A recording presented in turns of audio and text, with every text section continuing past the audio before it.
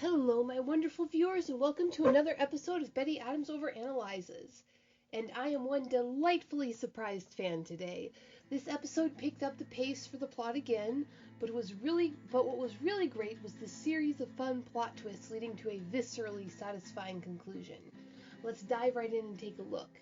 The episode begins with our heroes in peril, still trapped in prison. The basic plot is fairly simple. More escape attempts are made with varying levels of success. The through plot for the series thickens dramatically, and this arc of the story wraps up with the hero riding off into the sunset on the next leg of her journey. Basic spaghetti western space stuff. And if you haven't figured it out by now, I'm going to be getting into some juicy spoilers for every Ahsoka episode leading up to this point, and a few spoilers for Rebels and possibly The Mandalorian, so you have been warned. This episode skillfully brings several plot points from the previous episodes and series into play. Ahsoka is, despite the fact that she's pulling away from the Jedi as hard as she can, still a child of war. The concept that there is always a bigger dark side fish on the other side of the comm link from the particular minion of evil you are facing comes in, harkening back to the first story arc with Anakin, Rex, and Echo. The whole song and dance that was hinted at for episodes and then spelled out finally about Trace and Rafa's parents comes into play in a big way.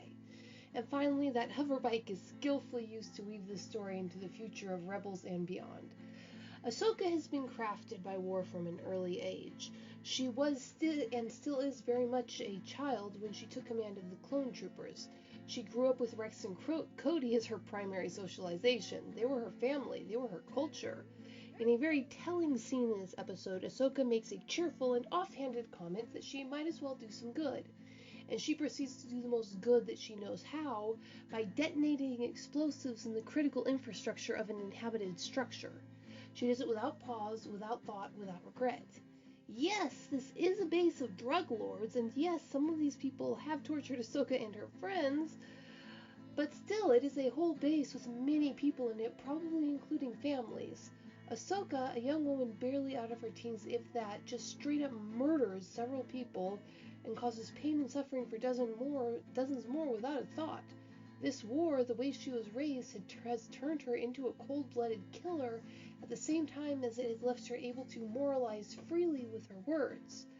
The Jedi Order and the war have left her bent and strange. Death is to be doled out with a laugh, as long as it's just the enemy who is dying. Rafa and Trace don't seem to mind, but they too had a brutal upbringing and should probably not be looked at for questions of morality. Combined with the empty platitudes given them by the Jedi that caused their parents' death, it really serves to illustrate how warped Ahsoka is, how warped her view of doing good is. Then you have the appearance of Darth Maul, and this is a delightful little plot twist, or rather plot corkscrew. We get to see the strong and confident Darth Maul, a Maul at the peak, sometime between when he got his bipedal legs back again and when he started going crazy in Rebels. His skin is firm, his eyes are clear, he has plots, he has plans, he is going places. So he believes, the poor arrogant fool. And that bit about Rafa and Trace's parents, that was very skillfully done. The story about how their parents died seemed like a conclusion in itself. It was something to explain why the girls would be so especially bitter towards the Jedi. It added an extra layer of trepidation to the inevitable revelations of Ahsoka's history. But in this episode, it is used as a brilliant plot device, allowing the writers to set up an emotional series of events that eventually gets the girls off planet. Likewise, the hoverbike. It appeared to be a useful plot device that served to introduce the characters in an organic way. When Ahsoka left the Jedi Temple, she had no money. It makes perfect sense that she would only be able to afford the cheapest transport and would be literally heading down in the world. She would try to fix that transport herself, so winding up in a mechanic shop would be logical, especially a sketchy mechanic shop. So the bike seemed to have served its entire purpose. But an entire story arc later, it takes the threads from Season 6 of the Clone Wars and skillfully attaches them to Ahsoka's appearance in Rebels. Ahsoka leaves the bike with the now friendly sisters, a pair of girls who are now her friends, who are already on the wrong side of the law, who have a ship of their own, who won't have any problem giving the Empire several metaphorical fingers when it rises. Trace and Reva aren't just one-off characters at the end of the Clone Wars. They are the beginning of the vast network Ahsoka is going to build that will be the critical substructure of the rebellion when the rebellion rises. And then a handy secondary Mandalorian character arrives to sweep Ahsoka away from Coruscant to Mandalore. And while Darth Maul was at his apex at this point in the story, this character is at her nadir. Her face is drawn and haggard, her skin is pale, her eyes are desperate. Bo-Katan needs help. So Ahsoka flies off from the start of her network to the next chain in the link, Mandalore.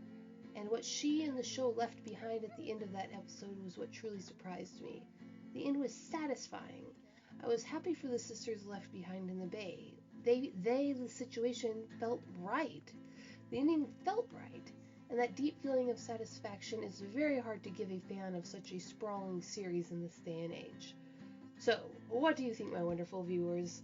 Was it a wonderfully done episode, or not? Leave a like below if you agree with my analysis, and leave a comment blasting my comment like the Death Star if you disagree.